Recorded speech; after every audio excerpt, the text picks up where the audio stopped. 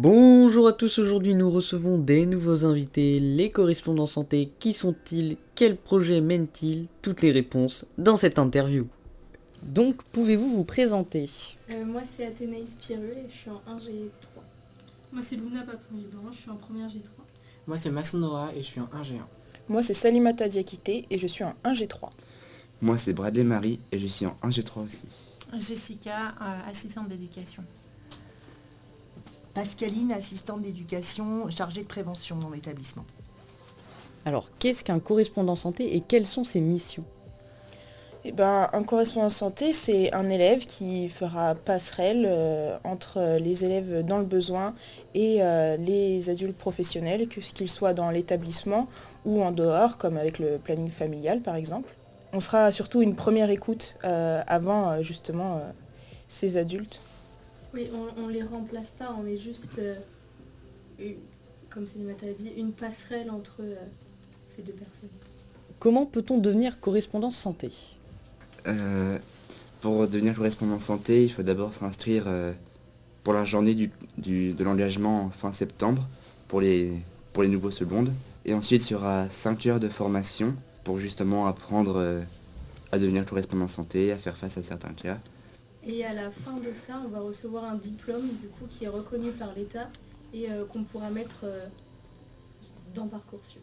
Et comment peut-on les reconnaître? Grâce au foulard jaune justement qu'on porte sur nous. On peut aussi être contacté autrement que par les foulards si on nous croise dans le lycée parce qu'on a un compte Insta, donc les correspondants santé. Quel est le projet que vous voulez nous présenter aujourd'hui et quel est l'objectif?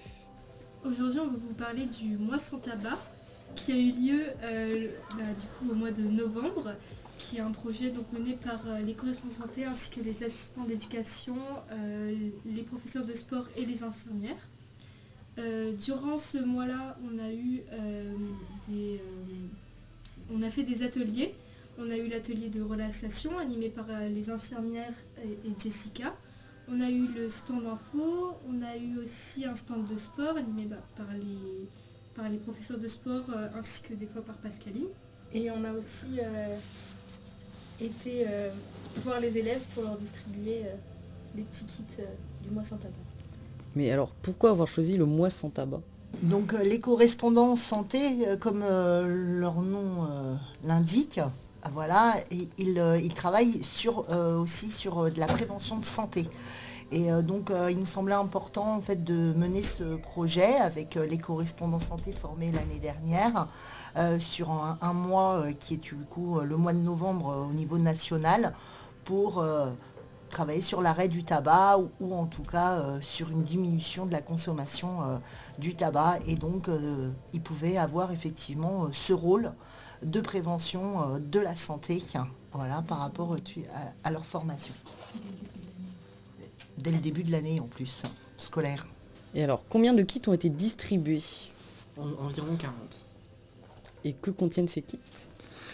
Alors, chaque kit contient une roue de l'économie pour montrer aux fumeurs combien ils économiseraient s'ils arrêtaient de fumer en fonction de leur consommation.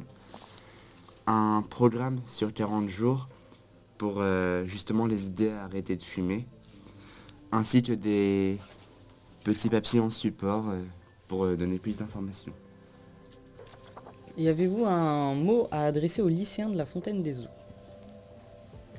Et n'hésitez pas à venir nous voir et Prenez soin de vous. Voilà. Bonnes vacances à tous. Joyeux Noël.